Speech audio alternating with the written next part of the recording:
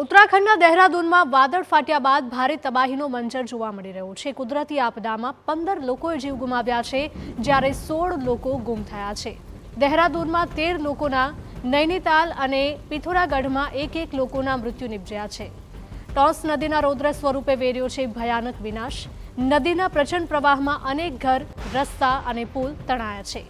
900થી પણ વધારે લોકોનું રેસ્ક્યુ કરી સલામત જગ્યાએ ખસેડવામાં આવ્યા છે।